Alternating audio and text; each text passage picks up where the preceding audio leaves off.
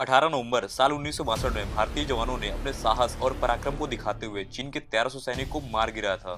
भारत के इन 120 वीर अहिर जवानों में से 114 सैनिक चीनी सेना से लड़ते हुए शहीद हुए थे।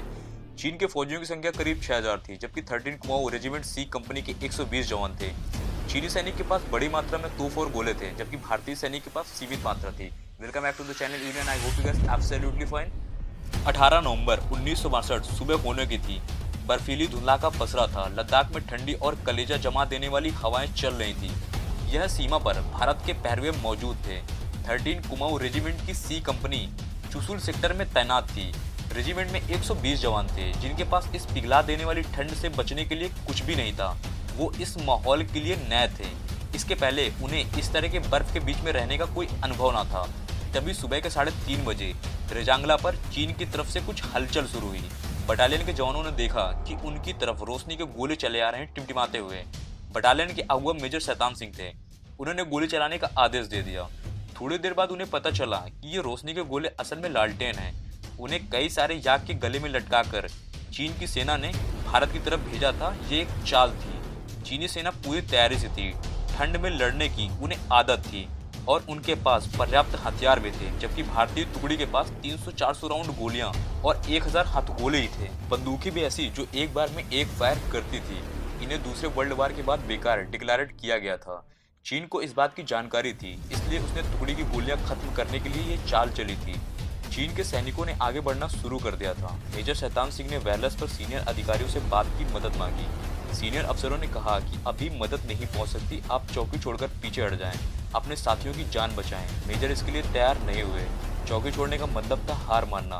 उन्होंने अपनी टुकड़ी के साथ एक छोटी सी मीटिंग की, सिचुएशन की ब्रीफिंग दी। कहा कि अगर कोई पीछे हटना चाहता है तो हट सकता है, लेकिन हम लड़ेंगे।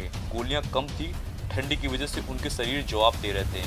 चीन से लड़ पाना नामुमकिन था, लेकिन बटालियन ने अपने मेजर के फैसले पर भरोसा दिखाया।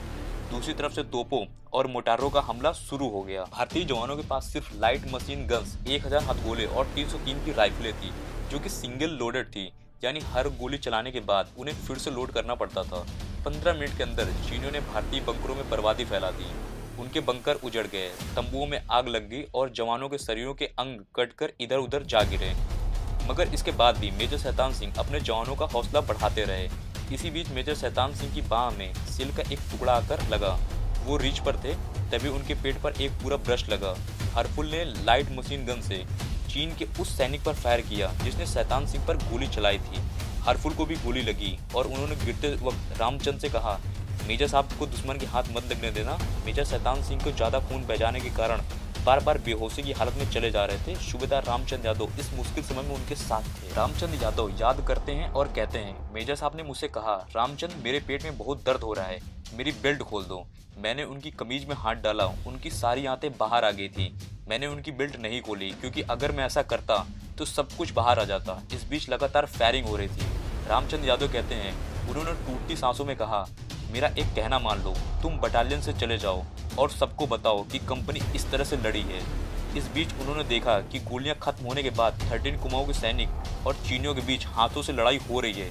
रामचंद यादव ने बताया कि मैं मामूली जख्मी था और पूरी तरह से होश में था, लेकिन मेरे दिमाग में हरफुल की वो बात दौड़ रही थी कि मेजर साहब की लाश चीनियों के हाथ नहीं पड़नी चाहिए। मैंने उनको जोर से अपनी बाहों में लिया और उनके साथ एक खड़ में लुढ़क गया।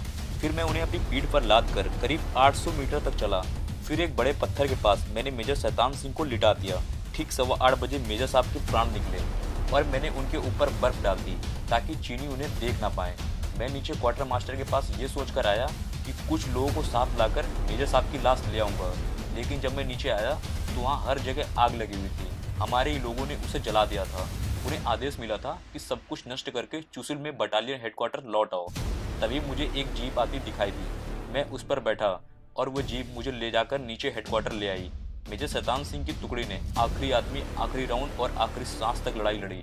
13 कुमाऊं के 120 जवान दक्षिण हरियाणा के अहिरवाल क्षेत्र यानी गुड़गांव, रेवाड़ी, नरहौल और महेंद्रगढ़ जिले के थे। Thank you so very much watching this video guys. If you enjoy, if you learn anything from this video, then don't forget to hit the like button and so don't forget to subscribe. Thank you.